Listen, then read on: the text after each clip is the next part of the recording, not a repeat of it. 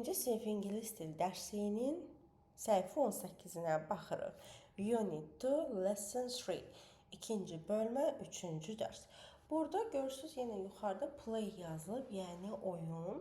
Burada da biz sinif yoldaşlarınızla və ya evdə valideynlərinizlə oyun oynayaraq öyrəndiklərinizi praktika edəcəksiniz. Sizə maraqlı bir üsul deyim ki, məsələn, vərəqlərə öyrəndiyimiz emosiyalara aid sözləri yazın. Yəni, happy, scared, excited və digərlərini yazın. Hərəsini bir vərəqə və qarışdırın. Hərə bir vərəq götürsün və onu sual kimi desin, həm də qarşı tərəfdə ona aid cavab versin. Məsəl üçün, çıxdı happy sözü, biri sual verir ki, are you happy? Sən xoşbəxtsən? İndi digər dostu cavab verir. Yes, I am. Ya da deyə bilər ki, no, I am not. Və ya bir başqa cavab çıxdı. Məsəl üçün, scared, qorxmuş. Bir uşaq soruşur, how are you? Necəsən? O da deyir, I am scared. Mən qorxuram, mən qorxuram. Və ya cavab olaraq deyə bilər ki, I am fine, thank you, mən yaxşıyam. Belə, yəni dediyim kimi, vərəqlər götürün, ora yazın, happy, scared, thick, ondan sonra fine. Bunların hər birini yazın və bunlarla birlikdə oyun oynayın.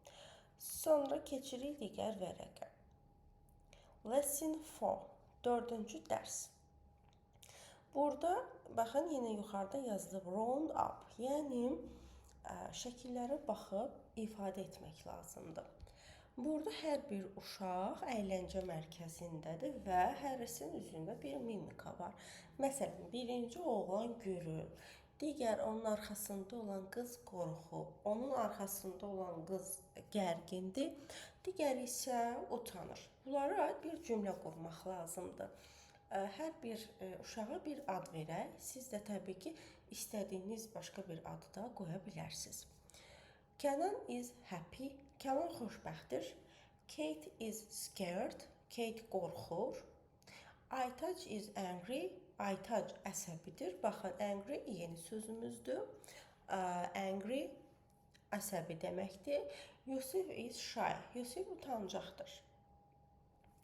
Gördüyünüz kimi, uşaqların emosiyalarına aid cümlələrimizi qurduq və bu dərslərin də çalışma kitabından da olan tapşırıqlarını edərsiniz. Səhifə 15 həmin dərsə aiddir. Bye bye.